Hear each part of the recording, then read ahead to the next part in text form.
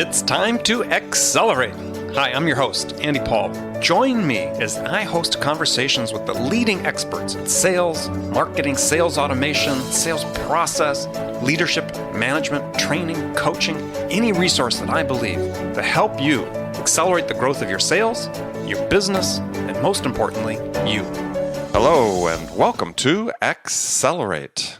I am looking forward to talking with my guest today. Joining me on the show is Philip Calvert. He's a social media sales expert and social media sales strategist. He's based in the UK, where there seems to be actually a fair number of quite strong experts in social selling. Philip, welcome to Accelerate. Thank you very much, Andy. It's great to be here today. Thank you. So take a minute and fill in that sketchy introduction. Maybe tell us how you got your start in sales and how you ended up in being this expert in social media selling. Okay, thank you very much. Well, I got started, really my background has been in financial services. I got started in financial services something like 35 years ago, and I used to work on the sales side and the key account side for a large life insurance company. They also did pensions, investments, those sort of things. I always loved the whole marketing thing as well. It was very much my scene, always took a great deal of interest in that.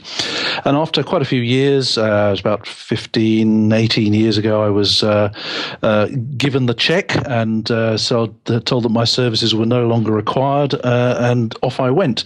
And I'd been sort of thinking about starting my own business for a while.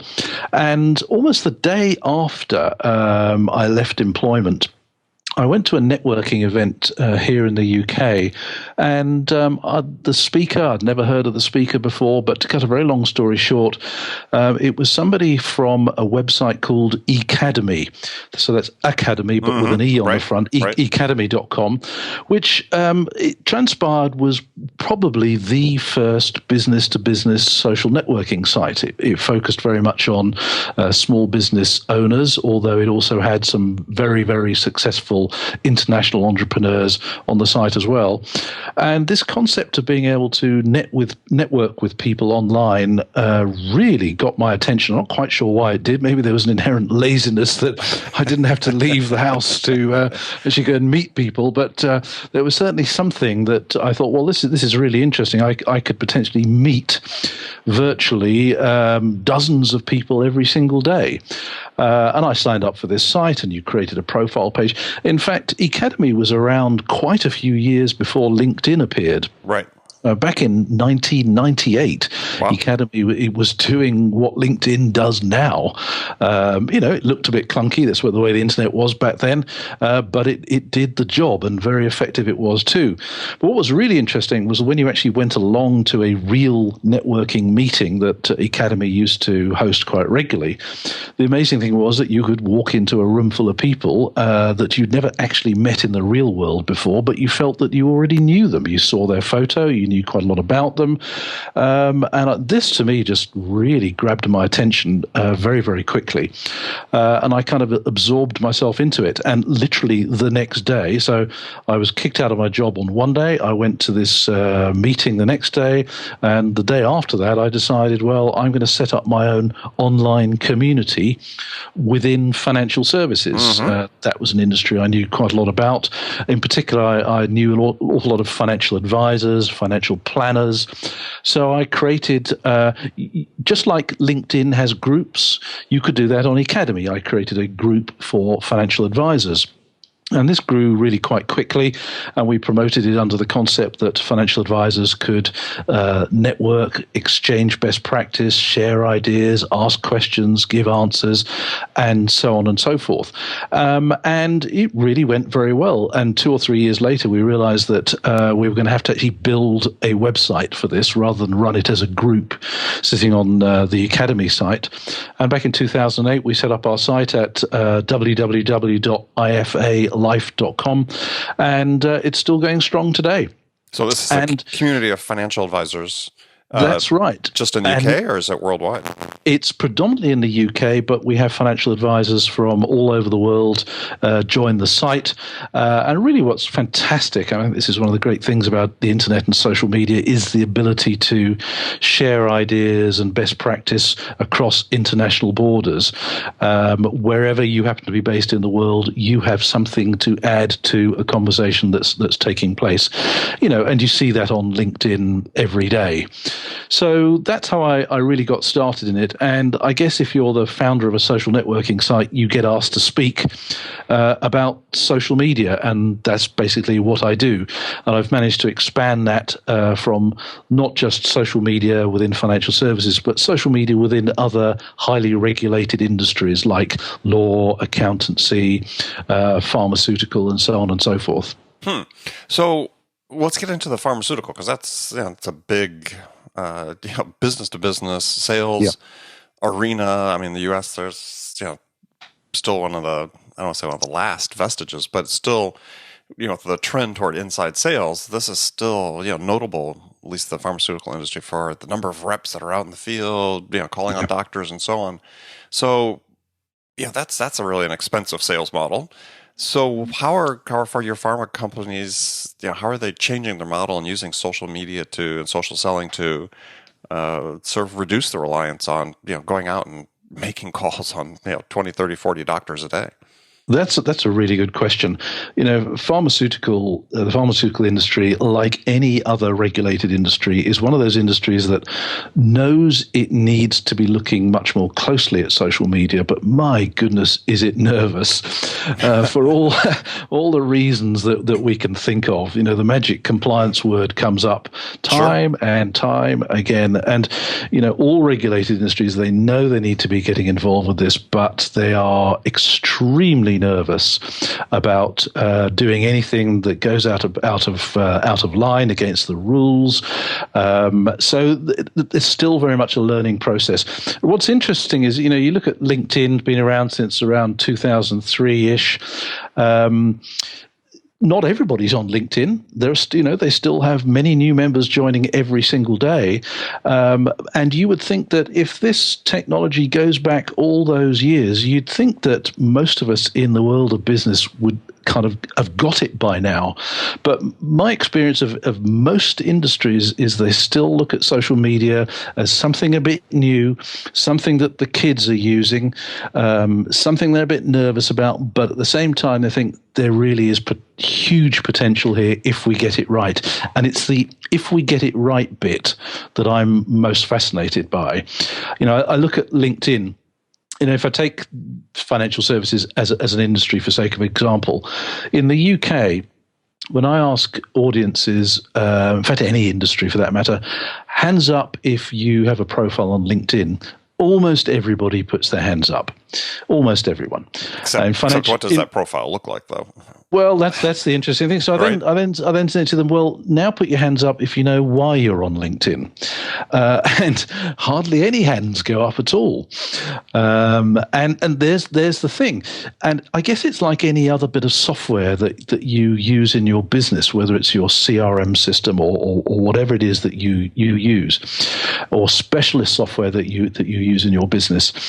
Unless you've been trained on it, unless you really know how to use it properly, you'll never really fully get the best out of it. And I think the same goes for LinkedIn, and I think the same goes for other social media sites as well. Is that we're all on LinkedIn, but a huge percentage of us have absolutely no idea why we're on LinkedIn. We cut and pasted our CV up there. Our colleagues, maybe we were looking for a job at one point, and we put our CV up there. We sat back, smiled, and waited for the headhunters to call. And of course, they never did.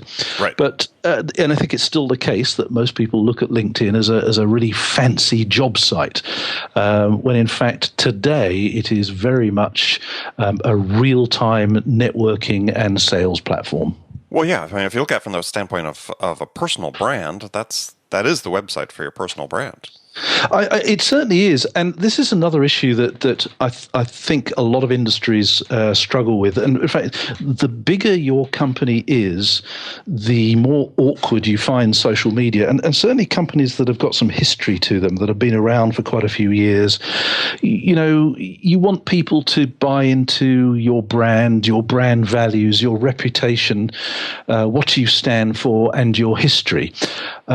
Yet, I remember my dad telling me when I left school that this wonderful, good old-fashioned concept that people buy people. And one thing that social media people really talk about an awful lot is you need to get your people involved. And really big companies struggle with this. And it kind of goes to their mind. They said, yeah, we know this, but we'd rather only restrict our sales people or maybe our comms people or maybe our customer service people to using social media. But even then, they kind of think, who do we dare let loose with the keys to the Twitter department?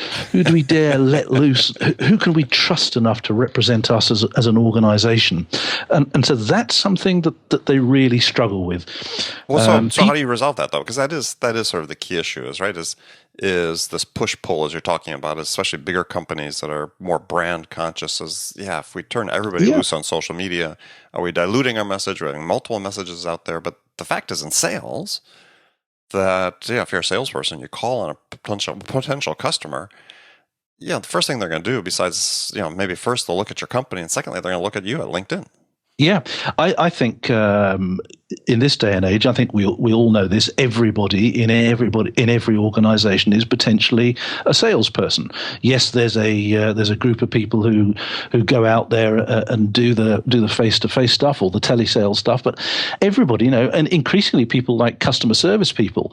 We've all been to conferences where the customer service expert on the stage has said, today's most unhappy customer is potentially the best advocate for your business.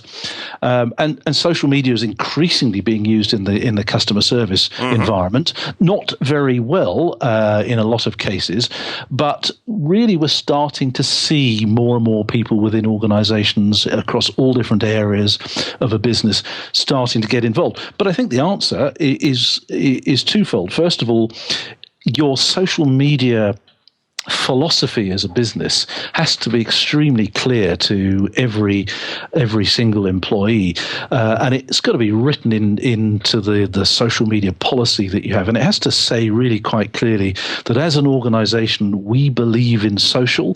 It is a part of our business, it is a part of how we get our message out there, and we encourage all employees in the organization to get involved. And then of course you have various rules, some of which I've seen social media policies that say things as simple as, we encourage everybody to get involved, but don't do anything stupid. Well, that's fairly clear, right? Yeah, and that kind of sums it up. So how do we make sure they don't do something stupid, or how do we try and minimize that? Training. It's really as simple as that. Well, and some of the training really has to start with something as simple, especially if you're a large organization, you're getting involved, is start with the profile, right? Make sure people have pictures, make sure they have something of human interest on their profile besides just their CV, and that they are sharing something that reflects their knowledge and their passion about the business they're in. Absolutely. Some sort of continuity. I know we're all individuals, but if we have a LinkedIn profile and it says that we are employed by ABC Inc. Or whatever organization it is, there needs to be some kind of continuity across the piece. But as you say, it does come back to this concept that people buy people. And as human beings, when we go to an event, a conference, a networking meeting or something like that, invariably we are drawn to other human beings where we perceive that we have something in common. And more often than not, as a conversation takes place at a networking event, it doesn't take very long to realize, actually, I have nothing in common with this person, or more likely, there is something I have in common. Maybe you both come from a certain area. Maybe you both have a mutual interest. Maybe you like football or skiing or traveling. something that you have in common starts to emerge, and that's where real dialogue and real relationships start to happen. But what a lot of people don't realize is you can do this on LinkedIn. To me, one of the most valuable parts of a LinkedIn profile is one of the sections that an awful lot of people don't bother to complete. And that's in the additional information section, where you can list out your interests. So, if you are into skiing and travel or red wine or whatever it is, you list these things out. And if you list them out in a particular way, those words then become clickable and searchable. So you can actually find other people on the site who have got the same interests as you. So when you say list them a certain way, what's the way you're supposed to list them? Okay, so what most people do when they do this particular section on LinkedIn is they say, I love walking holidays in Europe. I drink my favorite red wine, and we have 2 dogs and a pony. Mm-hmm. Full stop. The correct way to do that is actually to put Europe, comma, red wine, comma, music, comma. In other words, put Keywords. A comma. Yeah, literally list out those words, but literally put a comma after each one. And when you do that, it makes each of the words clickable and searchable. And I've used this technique many, many times. In fact, I do it with. I did it with a financial advisor on Skype only yesterday. So he's in the city of Lincoln in the UK. Lincoln, Nebraska. Okay. Okay, and he's looking for accountants that he wants to build relationships with, so that perhaps he can pass business to them and they can pass business to him. Now, in the past, he would just go onto a website and he'd start searching around. And I said to him, well, let's do this right now. And I typed in accountant, and I then put the filter of Lincoln, and it produced 503 names. And I said, well, there's a list for you to start with, but let's see which ones you've got something in common with. Now, I had a look at his personal interests section, and he's got things like Formula One racing. He's got jazz, things like that. And I said, well, let's just pick on one of these words. And I clicked on jazz, I think it was.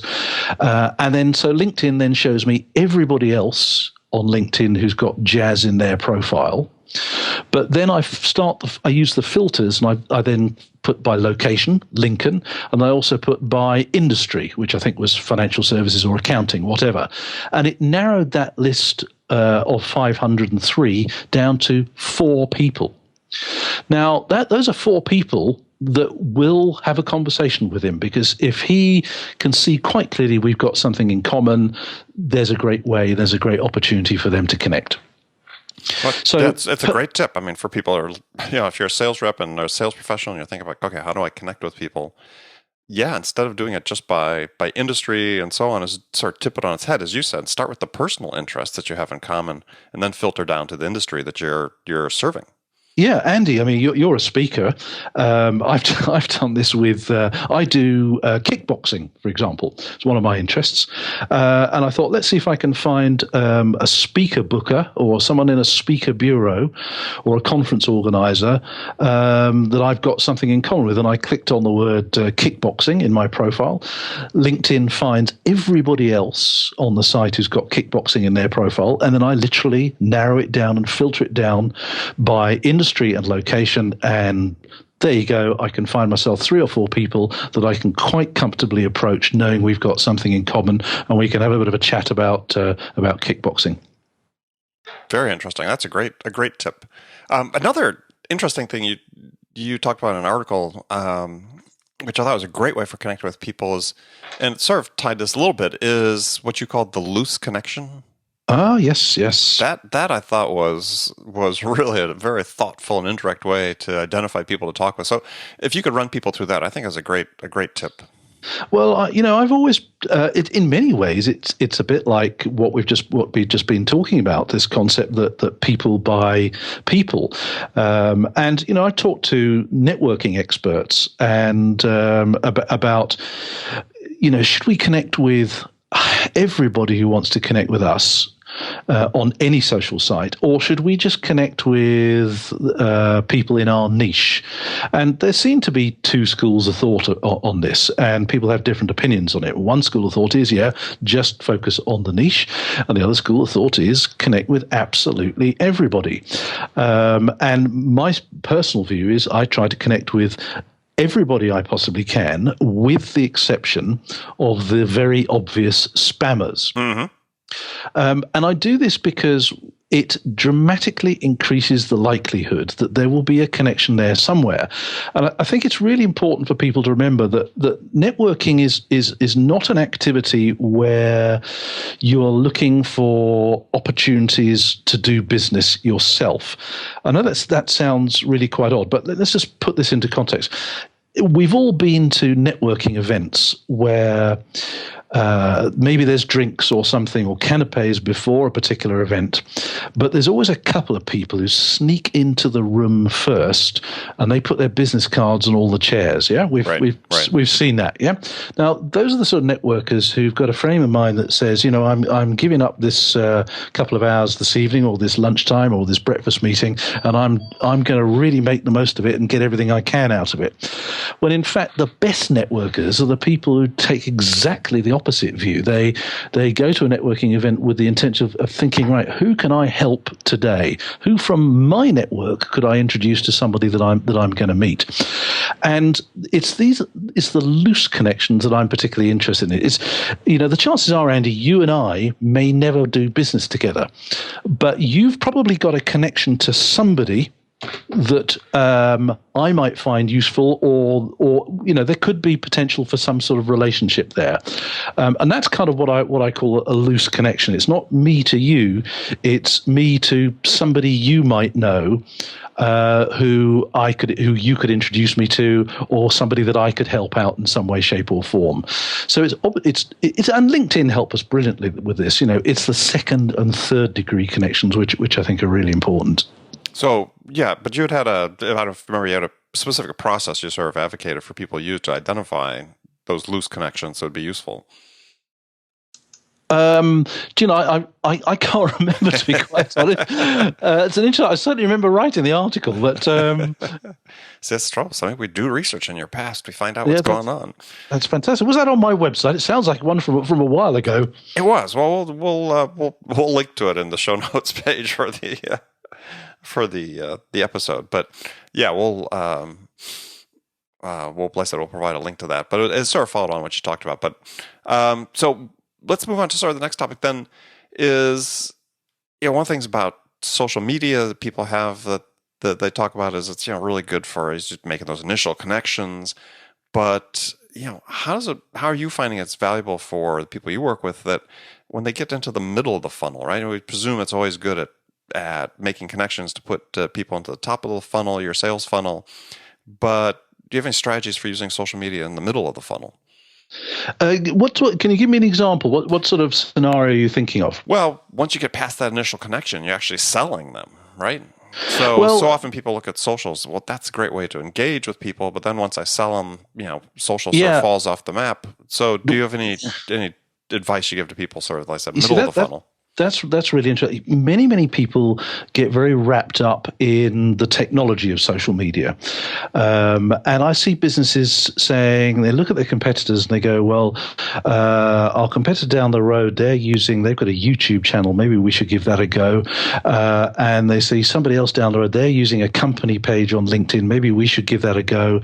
And they see another competitor down the road and they're using Google Plus, and they think, well, maybe we should give that a go. And give that a go is not really a strategy at all. It kind of says we've not given any thought to how we're going to use social media in the sales process. There doesn't appear to be any plan. It seems to be something. Let's go for the latest shiny new social tool that's out there, and there is something new almost every single day. So at the very outset, there has to be a very, very clear plan for why you're using social media and how does it fit in with your main business plan. But To me, social media has absolutely nothing to do with the tool. It's a bit of tech, yes, that can help flag up people that you might want to talk to. And it could be a tool and a bit of tech that a potential customer might spot you online in some way, shape, or form. But for me, social media is really a tool to create conversations. We look at Facebook. And if you look at your news feed, you will see adverts. And some of those adverts have got the magic button Shop Now on them. So you see an advertisement, it's in your news feed, and it may well be that you think, yep, I need one of those. And you know what Facebook's like. The advertisements you tend to see are pretty well tailored to you and your needs and your browsing habits and your interests. So there's a fair chance that if the advertisement has been tailored correctly, that you might buy immediately. But for most businesses, really, to me, social media is a tool to generate dialogue, to get conversations going. So going back to that example of using kickboxing to find a speaker booker or something like that. I could find 2 or 3 profiles on LinkedIn, and I've got a couple of choices. Well, choice one is I could look at their profile and think, no, this is not somebody I need to be talking to. Or I could send a connection request, and trust me, there's a right way and a wrong way to do connection requests. Or I could do something remarkably old-fashioned and pick up the telephone. Either way, it oils the wheels of any relationship if we can get a little bit of dialogue going. So I see social media really is, in the sales process, is very much something to just start a conversation, get a little bit of dialogue going, which hopefully will start to build a bit of a relationship. And that then could maybe lead to a coffee somewhere, and an initial get-to-know meeting, and off we go from there. So I don't think that social media is the be-all and end-all of the sales process. It forms part of the sales process. Sure. So what was your tip on the right and wrong way to connect? Well, I don't know about you, but I don't know how many connection requests you receive on LinkedIn every day, but I get about, I'd say, 10 every single day. And almost every single one of them is the standard connection request. Right. Almost every single one of them. Right. Now, this sounds a really, really basic thing, but most people, in my experience on LinkedIn, never bother to, at the very least, customize the connection request. Just at the most basic thing, customize the connection request. And always connect with somebody from their profile page. Never connect with them from the suggestions that LinkedIn give you, because you can customize it when you click the connect button from their actual profile page. And what I always do is before I connect with anybody, I always have a look down their profile. I'm looking for something that we've got in common, be it kickboxing, be it travel, be it red wine, be it music. I'm just looking for something. It could be their location, it could be somewhere that they've worked before, and I always put that into the connection request. Oh, I was browsing, you came up in a search result, or I saw a post that you commented on LinkedIn, I had a look at your profile, oh, and I noticed that you like music, or so on and so forth. Just that one tiny little thing is enough to spark a human connection at a very, very human level. It is also common courtesy to do that. And, I've had clients of mine tell me that the very first time they customized a connection request, they ended up with a new client. And this goes, if I may, on the back of another little tip, which again sounds so obvious, but hardly anybody on LinkedIn does it. And that's when somebody looks at your profile page, the overwhelming majority of people, when somebody looks at their profile on LinkedIn, they ignore it. Yet a really cool thing to do and a real courteous thing to do would be to say thank you. A lot of people say to me, well, that's a bit old school, saying thank you to people. Isn't social media about shortcuts and tricks and cutting corners? Well, in actual fact, social media is about relationship building. And if you imagine you had a store on a street somewhere, and you saw a customer walk into your store, and you suddenly, ran around the back or hid down behind the counter, how do you think the customer would feel there? You would actually, you'd welcome them warmly and offer them some help, that sort of thing. And you have to remember that when somebody looks at your LinkedIn profile, they don't ever do it by accident. They always do it on purpose. And if someone's looked at your profile page, they've done it for a reason. Now, we don't yet know that reason. When we look at their profile, we may be able to get a sense for why they might have looked at our profile, and we can get all sorts of information about them, depending on what level of membership we've got on LinkedIn. But what I do is I have a look at their profile, and then I go back to them and say, thanks, John or Susan or whatever their name was, for taking a look at my profile today. I hope you found something useful. Now, is this with people you're already connected with? Or no, these are people who've just looked at my profile. That's all I do. So they look at me, I then go and have a look at them, and I send them a nice polite note saying, thanks for looking at my profile. I hope you found something useful. And then I will quite often add, please do let me know if I can connect you to anyone in my network. So are you doing that in the form of an in-mail, or are you doing that through a connection request? I'm doing it as a connection request, yeah. Yes. Now, LinkedIn like to give you the impression that you should only connect with people that you've got some sort of relationship with somewhere, be it in the real world or whatever. And when you click the connect button, you're given a variety of choices as to how you might have come across this person in the past. But what I do is I choose one of the roles that I either have or have had in the past, something that I think might be appropriate for this particular person, and I send them a connection request. But in that connection request, I say, thank you for looking at my profile today, Susan. I hope you found something of use. And then I say, please do let me know if I can connect you to anyone in my network. So what I'm not doing is going into sales mode. What I appear to be doing is saying thank you. I'm being courteous, but I'm offering them a networking opportunity. I'm not saying, "Oh, I'd love to do business with you. Please buy my thing. Please buy my stuff." One question for you about that then is if people get back to you and say, because clearly you've got thousands of people that you're connected with that you don't know most of them. Yep. So they say, "Well, geez, could you connect me with John Smith?" You don't happen to know John Smith personally.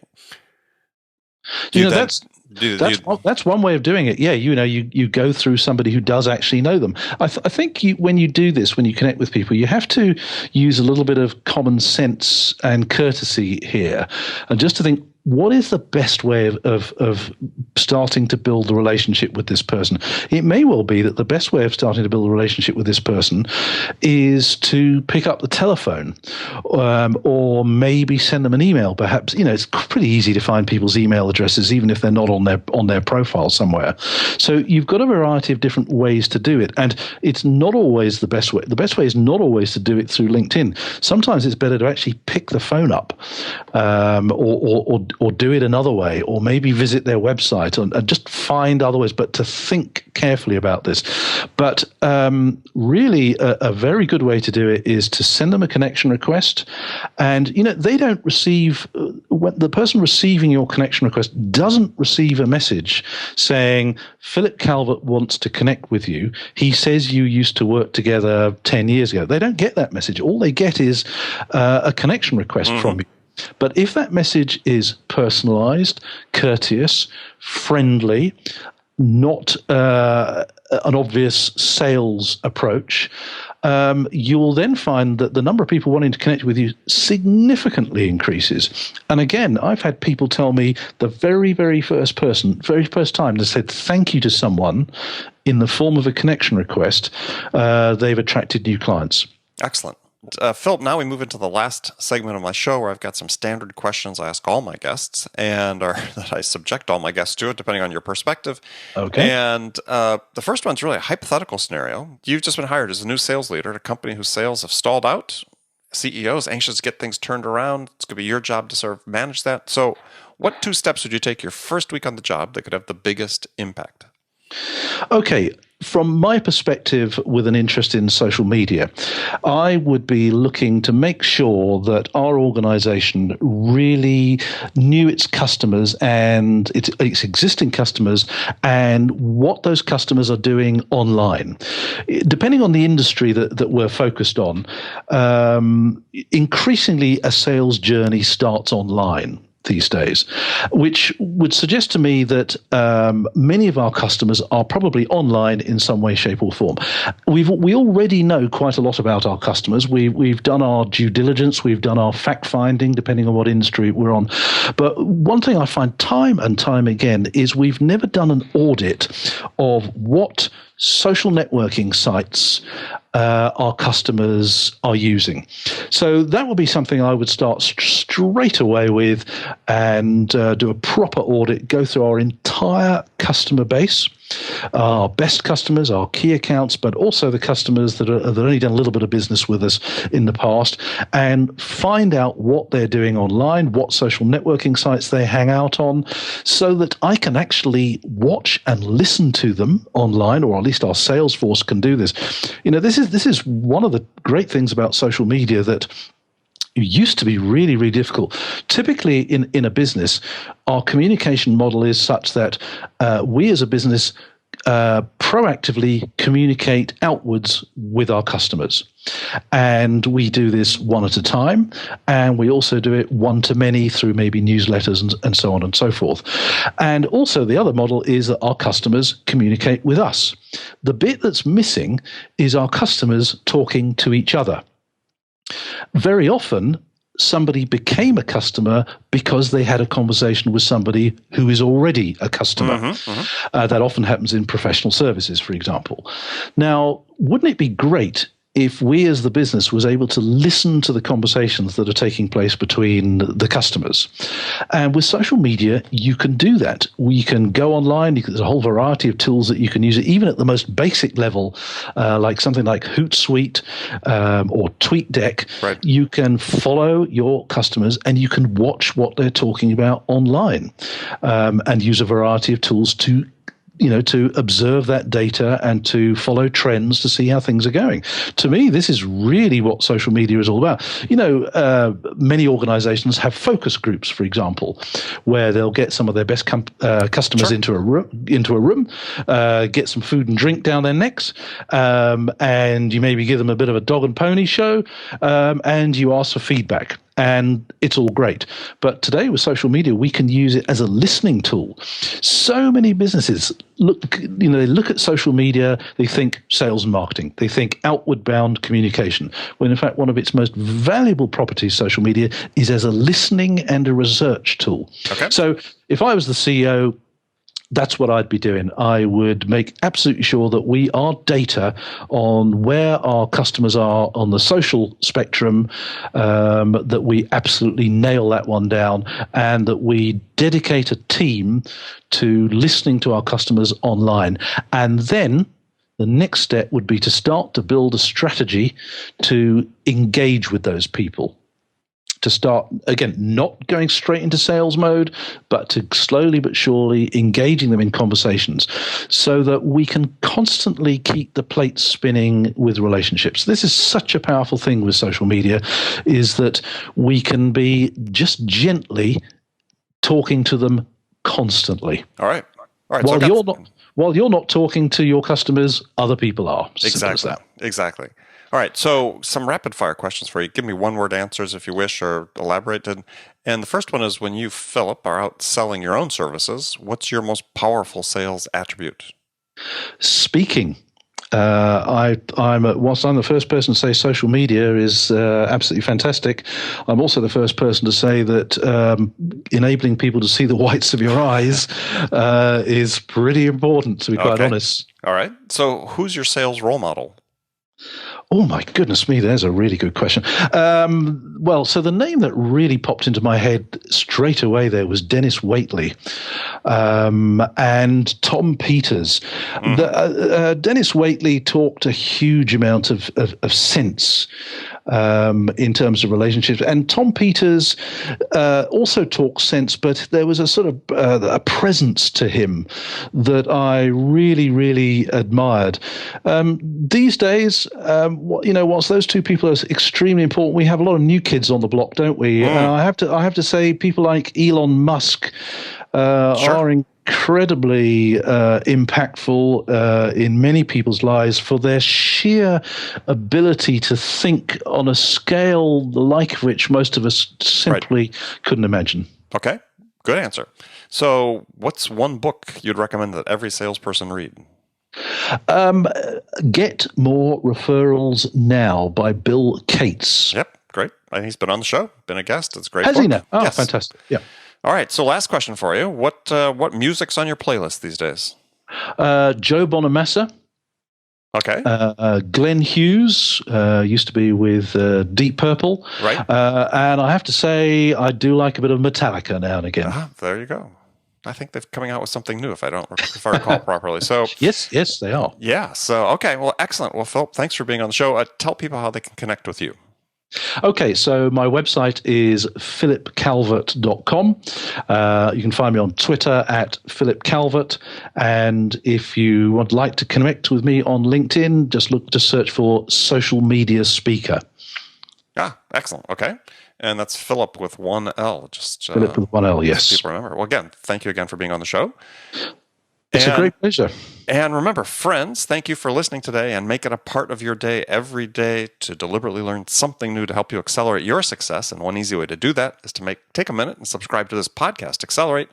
That way you won't miss any of my conversations with top business experts like my guest today, Philip Calvert, who shared his expertise about how to accelerate the growth of your business. So thanks for joining me. Until next time, this is Andy Paul. Good selling, everyone. Thanks for listening to the show. If you like what you heard and want to make sure you don't miss any upcoming episodes, please subscribe to this podcast on iTunes or Stitcher.com.